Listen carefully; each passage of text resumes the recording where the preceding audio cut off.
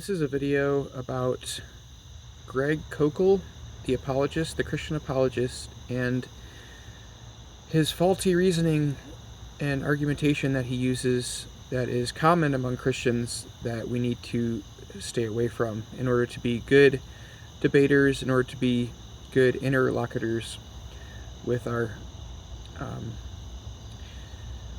unbelieving debate opponents. So I'm going to play a clip from an interview he did with Kirk Cameron on Kirk Cameron's show on Kirk Cameron's YouTube channel called Kirk Cameron on TBN. Here's Greg. Second category is when I'm talking to somebody who does not agree with me. Like an atheist, and I'll get people that are atheists that call in, and just recently I got raked over the coals by, let me back up and put it this way. Just recently I got critiqued by an atheist before his 500,000 followers, all right? What was interesting about that conversation is that he was denying particular things that are part of a Christian worldview. If you're an atheist, all right, then there is no basis for morality, objective morality, absolute morality, if you will, because there's no moral law maker. It's just molecules in motion. Now, for the sake of discussion, that may be the way things are, all right? And therefore, the only thing that we have is our personal opinions that might change over time or might have been created by Darwinian evolution or something like that. But that's all you're left with, okay? And that's his world. That was his view, actually. And he is critiquing me as a theist, promoting objective morality. But in his critique, he kept saying things like, Koukl, you are harming atheists. Well, is harming atheists actually bad? In an atheist worldview. In an atheist worldview, how could it be bad? Now, why is he saying that? Now, I don't think I am harming atheists, all right? No. But that he would raise the objection shows that he is actually operating according to the principles of an objectivist morality. No. Just because he raised an objection doesn't mean that the atheist is operating according to an idea of objective morality. Because in an atheistic subjective morality, you can emote about what you don't like and try to get people to believe what you believe about morality. Even in the atheistic subjective morality of I have my opinions about what's right or wrong, you have your opinions about what's right or wrong, they could be different. Even if the atheist believes that, when the atheist brings an objection to you saying, hey, you're actually harming atheists, he can do that without appealing to objective morality, because his opinions about harm done to atheists are the standard that he's applying to the situation. His opinions about what constitutes harming an atheist, why it's bad to harm an atheist, all of that he believes in, he's applying that, and he's objecting based off of his sense of morality, about his beliefs about morality.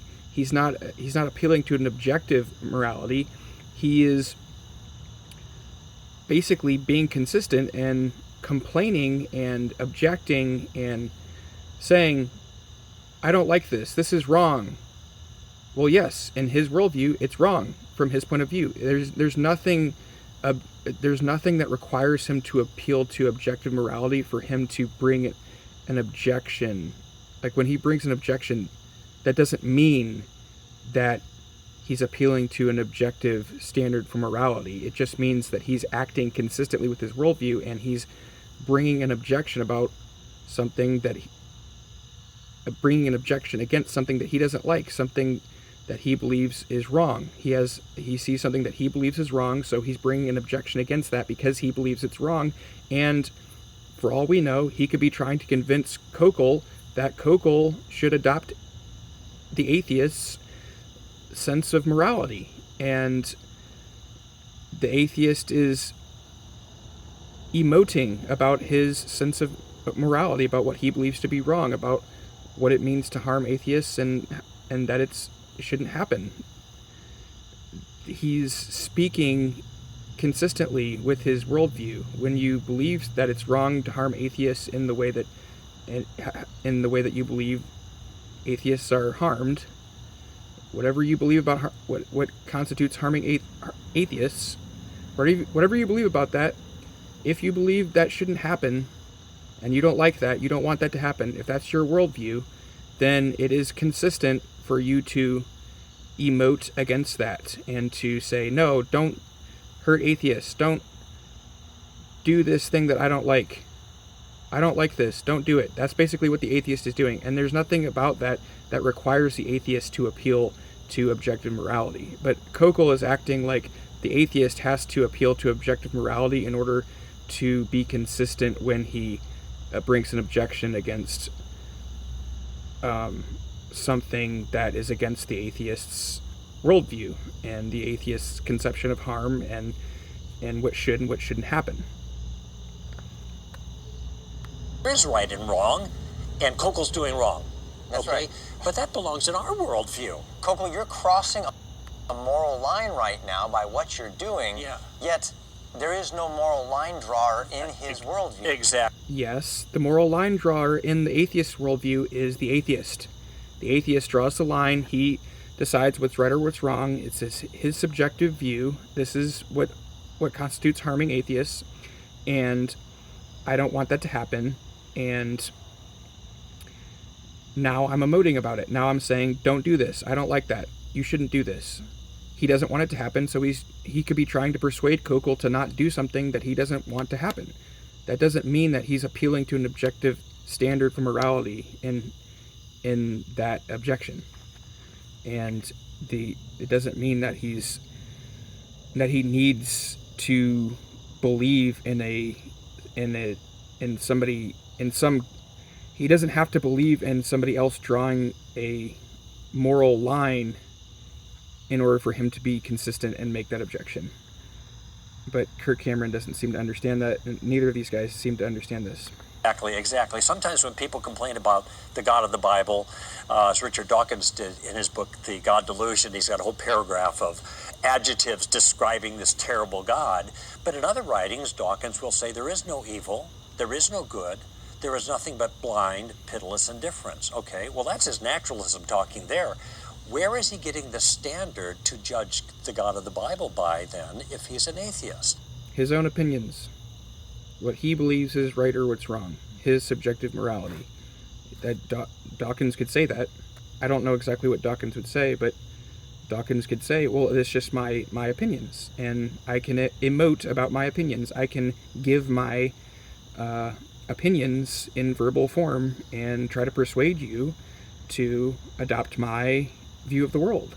And I have every right to express my discomfort with my view of the world being violated in some way and being contradicted. My point is he can't do otherwise, because he's still, even though he's an atheist, he's still a human being made in the image of God, and there are things that are built into him, like morality, that are going to come out even when it contradicts his worldview. So some of the precious moments that I've had on the air is when atheists, in a certain sense, speak the truth of the Christian worldview while they're trying to refute it. Well, the atheist could just say, well, I'm just giving my opinion. I'm not claiming that there's an objective morality, and I'm emoting about my opinions, about my conception of reality, my conception of morality, and I'm trying to persuade you to adopt my opinions about morality. The atheist does not have to appeal to objective morality to be consistent and give objections to contradictions of their beliefs. Someone doing what they don't like, someone violating their ideas about what's proper, someone committing violations of what they believe should not be violated, norms, ways of acting.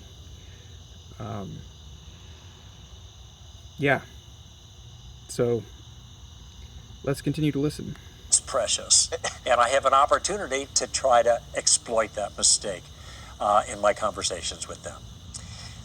How do you help people communicate the Christian message of the gospel in a generation that seems to be moving further and further away from the idea of absolute truth? Yeah.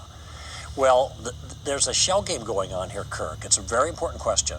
And the shell game is people do not believe in absolute or objective truth when it suits them. But when it doesn't suit them to promote relativism, then they become objectivists, just like the case of the atheists I was talking about, okay? People like to have their own set of rules and their own ideas about truth, my truth, your truth, whatever. But when somebody else's truth interferes with their truth, then they raise objections, okay? So what's it going to appeal to some sort of an objective standard that cancels them out? We're back into the same circumstance that I was talking about earlier. Yes, people can raise objections and be consistent in their subjective morality because, as I've said before, you don't have to appeal to an objective standard for morality to raise objections against people speaking against what you believe to be right. All that is happening there is you emoting about what you believe, or you trying to persuade someone to adopt your belief system.